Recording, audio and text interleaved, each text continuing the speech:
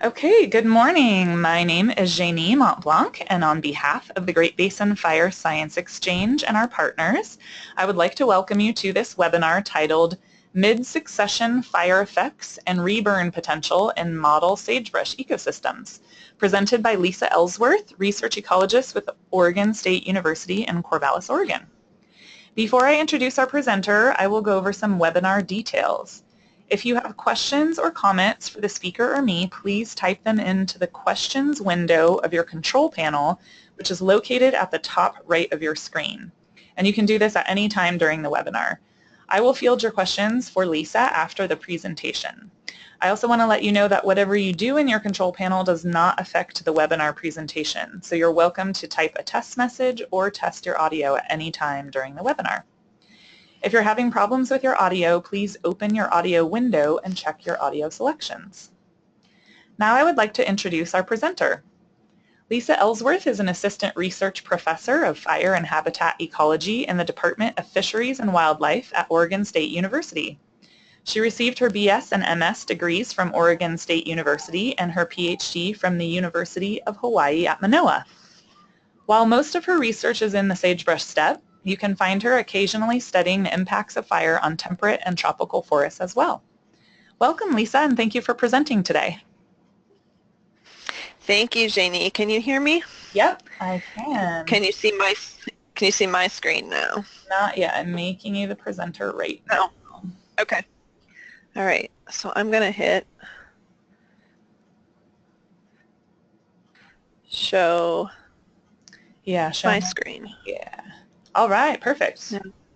Good. All right. Well, thank you all for being here. I'm excited to present some of the results from the work that we've been doing in several different sagebrush steppe ecosystems. I'd like to acknowledge my co-authors. First, Skylar Reese was the master's student that did a lot of the work that I'll be presenting today. He was here at Oregon State University. He's now gone on to do a PhD at the University of Oregon. Boone Kaufman is another professor here in my department at OSU.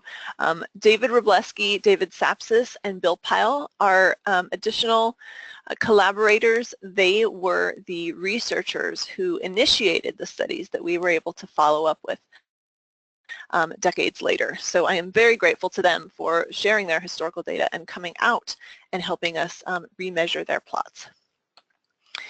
So as you're probably well aware, the sagebrush steppe is a set of ecosystems that is very much in peril. These ecosystems were historically co-dominated by sagebrush and bunch grasses, but have been impacted more recently by the interacting influences of land development, overgrazing, invasive species, and altered fire regimes. And we can think about the sagebrush biome as a set of many different ecosystems which range in temperature, in precipitation, and in elevation. At the warm, dry end of the sagebrush steppe, we see Wyoming big sagebrush, which has relatively long fire return intervals historically on the order of 50 to 100 years. On the wet, cool, high elevation end, we have mountain big sagebrush, which had much shorter mean fire return intervals, as frequent as 15 years in some places. And intermediate, it's believed that basin big sagebrush fire return intervals would fall. Low sage, there's less known about, but some evidence that it occurs across the range of elevation and precipitation and has very long fire return intervals as well. But more recently, those disturbance regimes have been altered due to invasive species and land use actions. On that warm, dry end, we often see increased fire frequency and a conversion to annual grass dominance. And on the higher elevation, moist, cooler end, we have problems with invasion by the native western juniper tree, which can decrease fire frequency. And so if we think about plant community and fuels build up in succession in the sagebrush steppe, we know that immediately following fire. You know, we typically will see maybe some remaining bits of skeletons of the woody plants, but the herbaceous layer would be composed of just some annual grasses, probably quite a bit of invaders, some native bunch grasses, some of which resprout following fire, as well as early succession forbs. As we move a little farther into early succession, the herbaceous component is expected to still dominate. The native bunch grasses typically do pretty well. You know, 2 to 3 to 5 years after fire, we may see some increases in the invasive species. As we move into mid-succession, if we're lucky, we'll start to see the early return of the sagebrush starting to come back into those ecosystems. As we move into mid-succession, the hope is that those species would co-dominate with the herbaceous community. And as we move later into succession, that woody component would start to dominate and even move towards canopy closure, out-competing the herbaceous component. So that early piece, what happens right after fire, is quite well studied. We know that fire decreases or removes the woody component. Native herbaceous plants tend to dominate following fire in good condition sites where the plants have adaptations to survive those fires, but in a lot of places where the ecosystem is degraded, we see increases in invasive annual grasses and forbs, and this is probably our biggest problem right now across the arid West. But those longer term patterns of succession are not well studied. We do a lot of research that only lasts the first 3 or 5 years after fire and then walk away, but the temporal scale of succession in these ecosystems is much longer. And so to start to fill some of those longer term knowledge gaps, we set out to quantify the longer term response to fire by looking at several different components. We looked at the long-term vegetation recovery following fire in Wyoming big sage and mountain big sagebrush, where we have historical fires and pre and immediately post-fire data. One of the things that Skylar did for his master's project is he took a chronosequence approach and looked at fuel succession across Wyoming mountain and low sagebrush community types at Heart Mountain National Antelope Refuge. Skylar also dug a little deeper into the Wyoming big sagebrush system, and where we had pre and post-fire historical data, looked at those patterns of fuel accumulation, and then we looked at reburn potential by modeling potential fire behavior in those different plots. And finally, we looked at the impacts of repeated burns, places that burned once 26 years ago, once 15 years ago, or burned during both of those fires in a basin big sagebrush ecosystem to look at the impacts of those repeated fires on patterns of fuel accumulation and reburn potential. So all of the sites that we studied are in kind of the central Oregon region. We looked at 5 historical studies. All of our original researchers actually participated, came out and helped remeasure their studies so that we could ensure that we used the same methods that they used. The fires ranged from 17 to 26 years prior to the time that we went out and resampled them. The sites are, the top site is at John Day Fossil Beds National Monument, and that's a basin big sagebrush site. Bear Creek is kind of that center one and is another basin big sagebrush site, and then the lower site is Heart Mountain National Antelope Refuge, which has mountain, Wyoming, and low sagebrush sites in it, and several historical studies. So I'll talk first about some work that was done at Heart Mountain.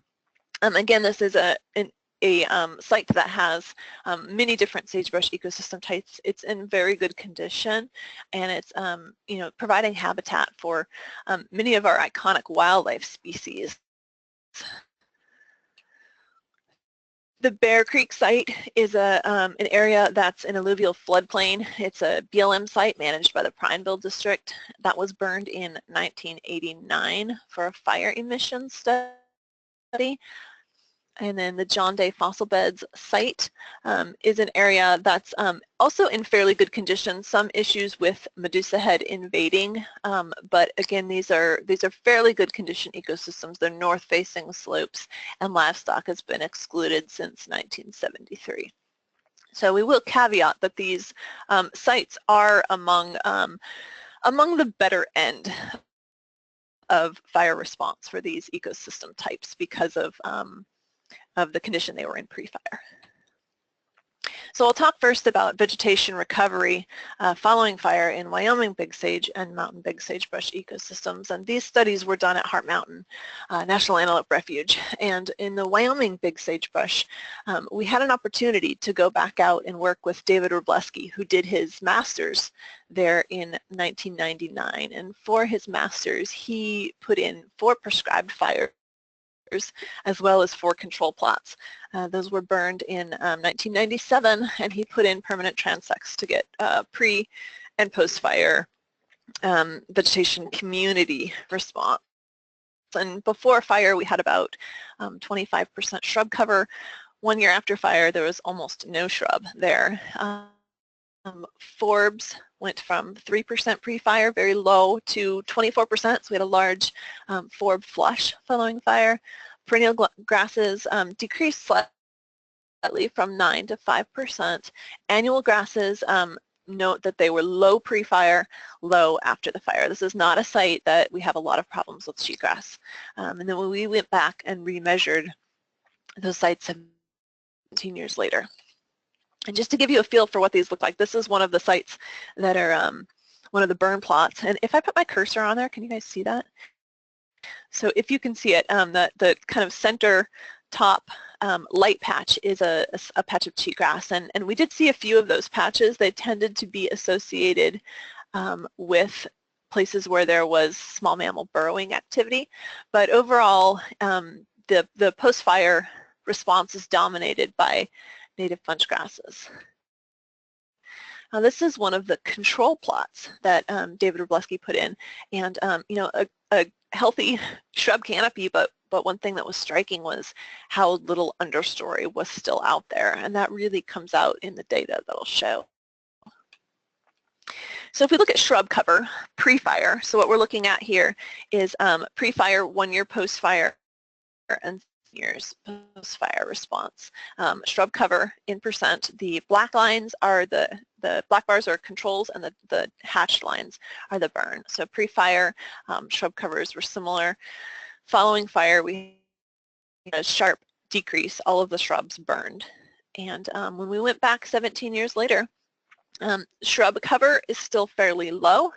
However, we are starting to get shrubs back into those burned areas. Now, Dave did a really cool thing. He set up random points, which became the starting points of his transects, and he measured the distance from the random point to the nearest reproductive age shrub. And he found that that distance immediately following fire was 16.6 meters.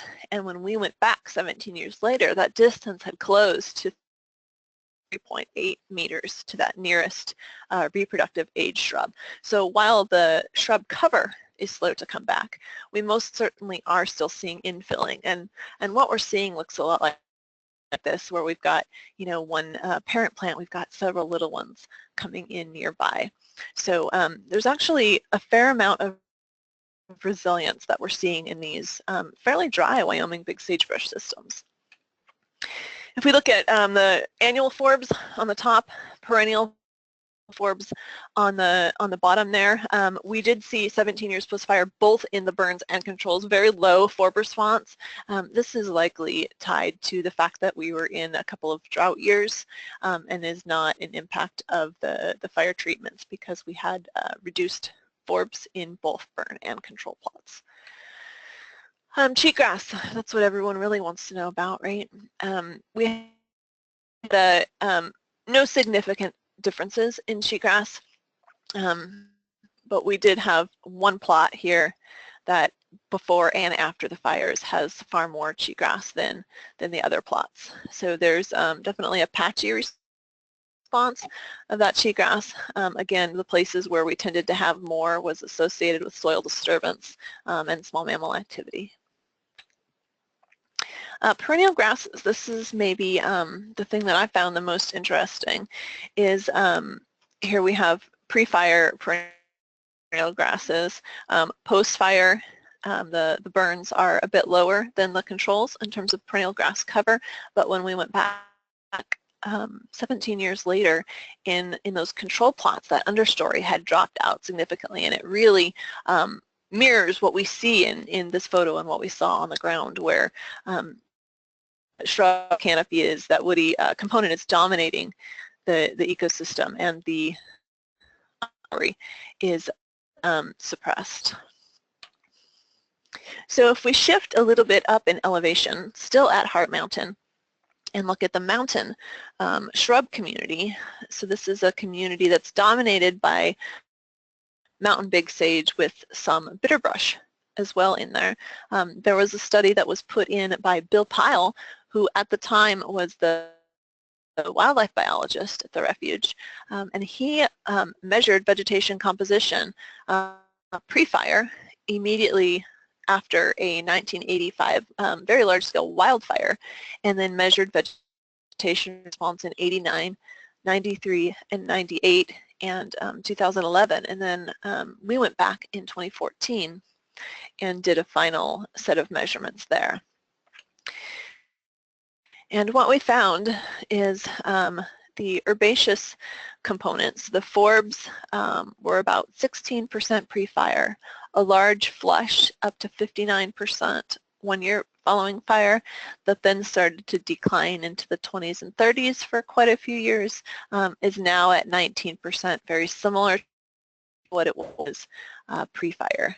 Bunch grasses were quite consistent. They were, you know, in the 20 to 34% range across all of the studied years. Shrub cover was very dense pre-fire, 53%, declined to 10% 1 year post-fire, and then slowly started to creep back up. And by 29 years post-fire was at about 26%. So the cheatgrass story in these plots was really interesting. Before fire, 2% cheatgrass cover, very little. Right after fire, 11%, but by that second post-fire year, a huge flush of cheatgrass. That's pictured in this 1987 photograph. And that lasted for a few years, but then dropped back off. And then by the time we went back out there in 2014, there's again very little cheatgrass. So, you know, we very much saw that flush of annual grasses post-fire. But as the natives started to revegetate the burned area, those annual invasives dropped back out. So I'm going to kind of zoom out now and look at some of the work that Skylar did, looking at the fuels component across Wyoming big sage, mountain big sage, and low sagebrush community types, all of these also at Heart Mountain National Antelope Refuge. And so when we talk about fuels, what we're talking about is any above ground biomass that's capable of burning. And so we partitioned that into overstory fuels, which in this ecosystem is just the woody shrub layer, understory fuels, which is the herbaceous component, those grasses and forbs, and then ground fuels, the litter and duff. And so what Skylar did was he got the refuge fire records and divided up for each ecosystem type fires that occurred either recently, that would give us early seral communities like the one that you can see in this photo, slightly older fires for each ecosystem type that gives us a mid-seral response to fire, and then late seral communities, places that burned a very long time ago where the woody component is dominating. And so he looked at different fuel components, the shrubs downwood, herbaceous, and that litter or duff composition, and looked at how that's accumulating with time since fire. So this is for the low sagebrush ecosystems, and what you'll notice most obviously is that in the recently burned areas there's much less fuel than what we see in the older fires, but the composition also is different. You know, in these early post-fire years and even this kind of mid-seral period, there's a lot of herbaceous vegetation. In this mid-succession piece, you do start to see shrubs coming in and taking up a large portion of that total fuel load. As we move into the late seral community, there's a lot of litter that starts to accumulate on the ground. And we still have, you know, the next largest component is that woody shrub component, less herbaceous vegetation. In the Wyoming big sagebrush, there's an interesting story where we have, you know, what we saw earlier with the flush of invasive grass post-fire is what may be represented here by this large herbaceous component in the early post-fire years. But as you move later from with time since fire, you start to get that shrub component back in.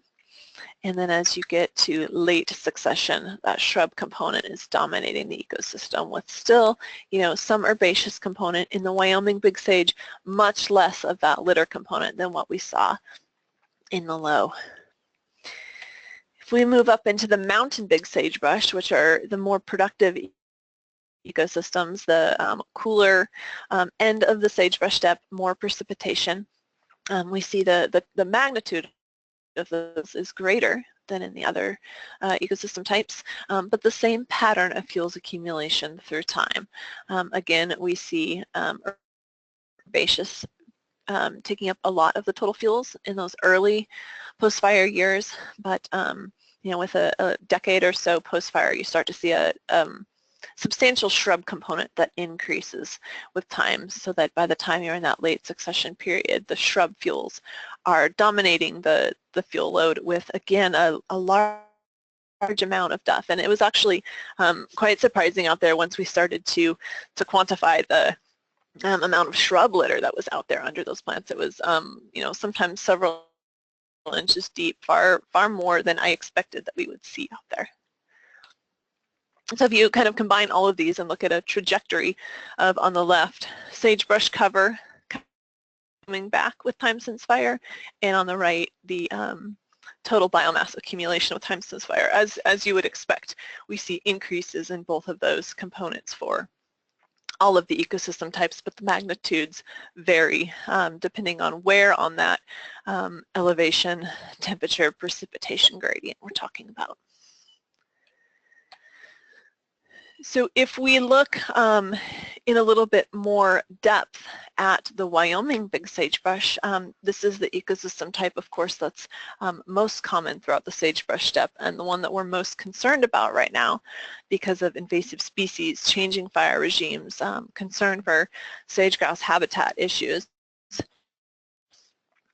This is an important one, and Skylar, in the same 4 burn and control plots where we looked at vegetation composition change, Skylar also quantified the fuel structure. And before the fires in 1997, we can see that the lighter top of the bar is the overstory, the woody biomass, and the darker part of the bar is the understory, the herbaceous fuels. And so pre-burn, quite a lot of woody fuel. The magnitude of the fuel was far greater than what we saw following fire when we had just a little bit of herbaceous material out there. By 17 years post-fire, the proportion of the woody and herbaceous was about equal, but much lower in total magnitude than what we saw pre-fire. The control plots in 2014, the plots that were measured but not burned continued to just increase. Those woody fuels, that shrub layer, continued to accumulate biomass, and it's potentially why we're seeing that reduction in the herbaceous fuels as well as the native bunch grasses. And so I took those fuel loads that Skylar quantified in the field, and I ran them through a fire behavior model. I used the Fuel and Fire tool, which incorporates the Fuel Characteristics Classification System, the FCCS fuel beds.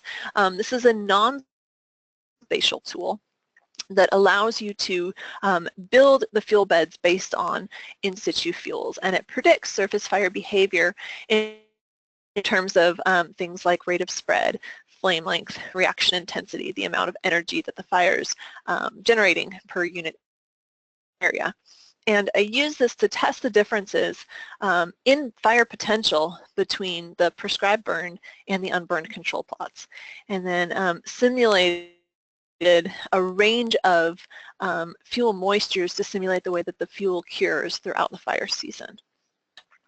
And so what I saw was what you're looking at here is this range of fuel curing through the fire season, from kind of the early season when everything's really green to kind of early, mid-late, and then, you know, late in the fire season when everything's dried out. And what you're looking at here is the darker bars are the burns, the light bars are the controls. So what we're seeing is, if you look at the rate of spread, is consistently quite a bit lower in those prescribed burn plots than in the controls. So if there were to be another ignition out there, we would expect that the fire would burn much more rapidly through the unburned controls than through that area that burned 17 years ago. And this was consistent throughout the growing season, with actually an increase in the difference between the burn-in controls as the fuels cured. The patterns are similar if you look at other fire behavior measures. On the top is same graph for flame length and reaction intensity. On the bottom, we consistently see more intense fire behavior in the unburned control plots, where there's just more fuel that will carry a fire, and this very much mirrors what we saw in terms of the fuel loads out there, which provides some evidence that these 17-year-old prescribed fires are actually functioning as a fuel break. That's slowing the way that fire would spread through that ecosystem. We're going to move north a little bit, look at a similar data set in Basin big sagebrush from that BLM Bear Creek site. Again, this is work that Skylar Reese did. He obtained fuels from before fire, after fire, and then remeasured them in 2015. And this is an alluvial floodplain. This is the biggest basin big sagebrush I've ever seen. One of our technicians is standing here, and the sagebrush plants are quite a bit taller than he is. And so what Skylar measured were pre-fire fuel loads that were some of the biggest we've seen for sagebrush ecosystems, with this enormous amount of that litter, that duff layer. A decent herbaceous component, but the largest fuel component was made up of the actual woody plants. Post-fire overall reductions, but still some surviving shrubs. 25 years post-fire, interestingly, the total fuel loads had recovered in terms of the magnitude of the total burnable material, but the composition was really different. There was quite a bit more shrub in that, in the 25-year-old burns than what we saw pre-fire, but very little accumulation of those litter fuels compared to what we saw pre-fire. So it was interesting that the proportions were so different, even though the total fuel load recovered. There was also quite a bit of variability in the shrub component, which might suggest that there's an issue with proximity to seed source for sagebrush recovery. Okay, so we'll continue looking at basin big sage. I'm going to shift to a different site where we have repeated burns in basin big sagebrush ecosystems, and we're able to look a little bit more at what those patterns of fuels accumulation look like and what that means for reburn potential. So these are some fires that occurred at John Day fossil beds, and what we have here, this is a little bit confusing, so I'll walk you through it. In 26 years before we studied these plots, there was a series of experimental burns put in. The plan was to do 4 spring burns, 4 controls, and 4 fall burns, but we got 1 extra spring burn because one of the control burns accidentally burned up, and then we did get those original 4 fall burns. And this is some work that was originally done by David Sapsis as part of his master's project at Oregon State, now almost 30 years ago.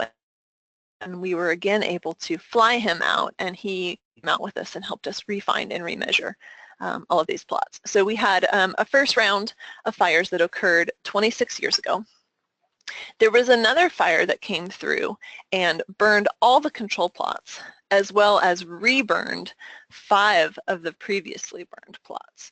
So what we have now are 4 plots that burned 26 years ago, 5 plots that have burned twice, and 3 plots that burned once 15 years ago. So all of the twice burned and the 15-year-old post-fire plots burned 15 years ago, and then the 26-year-old burns occurred in a set of 4 plots, as well as in those twice burned plots. And so what we see when looking at the fuel loads in those different fire histories is, as you might expect, in 26 years following fire, we'll see larger amounts of fuel accumulation. But maybe the more interesting story is in the both sets of plots that burned 15 years ago. These twice burned, 2xb means twice burned, is the plots that burn in both fires. We see very different composition. The 15-year-old post-fire plots do have shrubs coming back in, which is that lightest bar on top, and the twice burn plots are still dominated by herbaceous vegetation with very little shrubs coming back in. So it's very interesting. This in the herbaceous component out there, there is a little bit of Medusa head, but the vast majority of the herbaceous fuel is blue bunch wheatgrass and Idaho fescue. And if we kind of pull this apart a little bit more and look at those different fuel components, the response, the difference in those communities is really driven by this, the fact that we have, quite a bit of shrubs coming back in by 26 years post-fire, and then the herbaceous component stays so much higher in that twice burned as compared to the plot that only burned once, the same number of years ago. So again, I ran the data that Skylar collected in the field through a fire behavior model to see if there's a difference in what we would expect to see if there were to be another ignition and these plots were to burn again. And it was very interesting to see that there weren't any significant differences in reburn potential. There were slight increases that you might expect in terms of all of our fire behavior outputs. This one is rate of spread shown here through the fire season. But one more thing is that the twice burned, which are those black bars, had the greatest variability in fire behavior. So this is looking at rate of spread, no significant differences across fire history types. On the left is flame length, and on the right is reaction intensity. Again, no significant differences in flame length between the 26-year-old plots and the 15-year-old burn plots, but higher flame lengths expected in the twice burn because of all of that herbaceous fuel. With reaction intensity, similar pattern, although we see less heat per unit area being generated in those 26-year-old burn plots, which are the gray bars. So some takeaways, the things that we feel like we've learned with this study.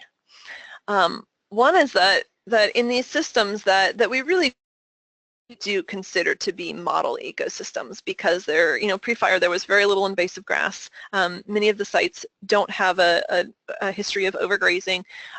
They do tend to fall at the more resilient end of their respective ecosystem types. We do see resilience in these ecosystems. We saw post-fire increases in bunch grasses, while we saw reductions in woody plants. They were regenerating in all of our burned areas. We do consider these to be model ecosystems. We didn't see any big type conversion to annual grasses in any of the plots that we went back to. We did see some increases early after fire in the twice burned plots. Most of the herbaceous vegetation in those twice burned plots is native, but there are some increases in Medusa head. As we expected, there was buildup in those burnable fuels through time. The shifts were as expected, with early succession periods dominated by herbaceous fuels, and those later seral periods starting to move into a larger woody fuel component. We did see the flush of cheatgrass post-fire. That is what we all are concerned about seeing following fire in the sagebrush steppe. But I will caveat that, with a couple of years post-fire, that flush of cheatgrass really did start to drop back out, and where there's a good native seed source, we saw the native plants coming back in. Maybe the most concerning thing to me was that in the places that were used as control plot that didn't have any fire history on record, we're starting to lose that understory layer. And this is, these particular sites are not grazed, so this is probably in part a response to a couple of dry years, but we have much less even of the perennial bunch grasses than what we had seen 17 years prior. In the Wyoming big sage ecosystem, those old fires, the 17-year-old prescribed fires, are very much acting as fuel breaks, where if there were to be another ignition, we would expect to see a reduction in fire intensity through that area. We did not see the same thing in that basin big sagebrush community, which is a little bit more productive. The herbaceous fuels are a larger magnitude than in the Wyoming and Basin, and carry fire better through those ecosystems.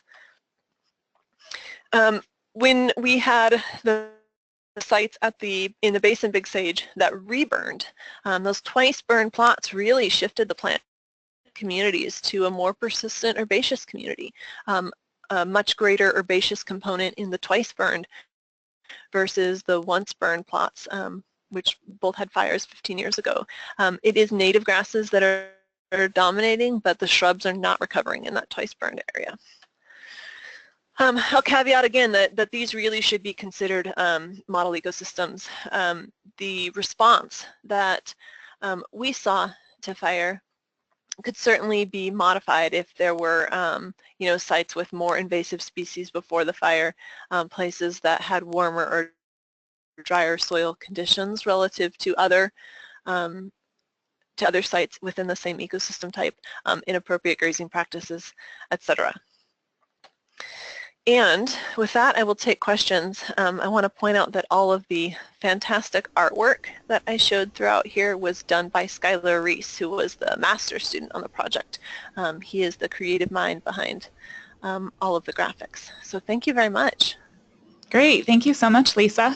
So I know it's summer and it's a Friday, and so we have a small group, but if you have questions, please type them in. And I have a few questions for you, Lisa, while we're waiting to see if the audience has questions.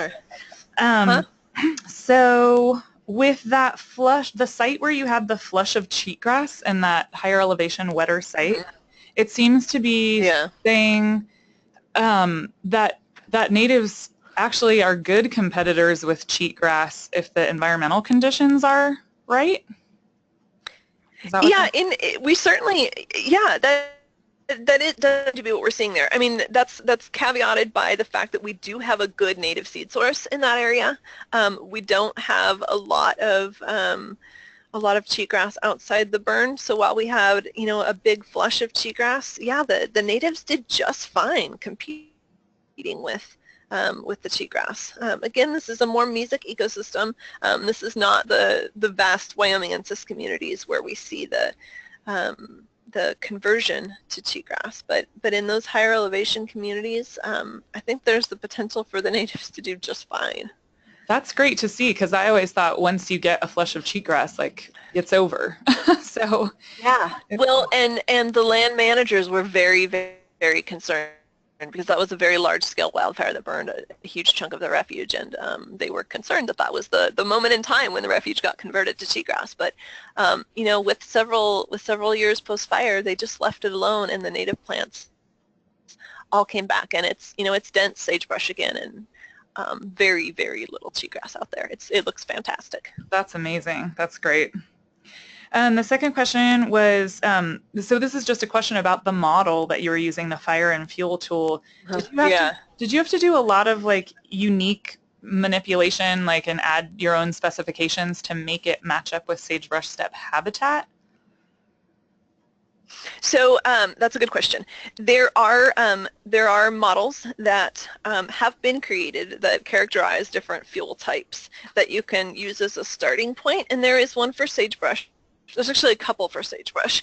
The one that I used was actually put together at John Day Fossil Beds, so it was a great starting point. But for each plot that we measured in the field, I built a new fire model that exactly represented each one of our fuel layers. So I kind of built the layer that represents the annual grasses and forbs. I built a layer that represents the composition and quantity of the native bunch grasses. I built a layer that describes the woody components that are coming back in. And I did that for each plot. So what I actually ran was very specific to each plot that we had in the Okay, field. great. But you could just one could plug and play it with the fuel models that are built in.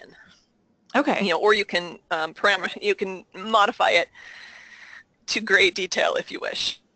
Okay, great, cool, good to know. And then finally, in the Basin Big Sage plots, I think it was where you had the twice burned systems that then turned into like kind of a persistent herbaceous community. It looked like from your graphs that they had like a high, when you ran the models, they had higher potential to be that burn with more fire severity. Was I reading that right? Right. No, you're reading that absolutely correctly. Those sites have some medusa head in them, especially in some patches, but dense Idaho fescue and blue bunch wheatgrass in other spots. So it's it's a large amount of what ends up being dry fuel by the end of the fire season, as compared to the same amount of total fuel in the once burned, but some of that fuel structure is woody. So you have less continuous fuels in the once burned, because you have a different fuel structure as opposed to one dense layer of grass. Gotcha. Okay. Does that make sense? Yeah. Now I understand. Sure. Cool. Well, it doesn't look like the audience had any further questions. Okay, and I have my email up there in case anyone comes up with something later. Fantastic. Thank you so much. All right. Well, thank you all for your participation. We would greatly appreciate it if you would take our 3-question survey that will appear after the webinar has ended. I'll post the recording of this webinar on our Great Basin Fire Science YouTube channel this afternoon, and the link will be automatically sent to you through the GoToWebinar system tomorrow. If you have further questions regarding this or future webinars, well, for this webinar, you can email Lisa, and for future webinars, you can always email or call me. Again, thank you for attending, everyone, and thank you so much, Lisa. That was really interesting. Yeah, thanks a lot, Jeannie. Take care. All right, you too. Have a great day, everyone. You too. Bye-bye. Bye.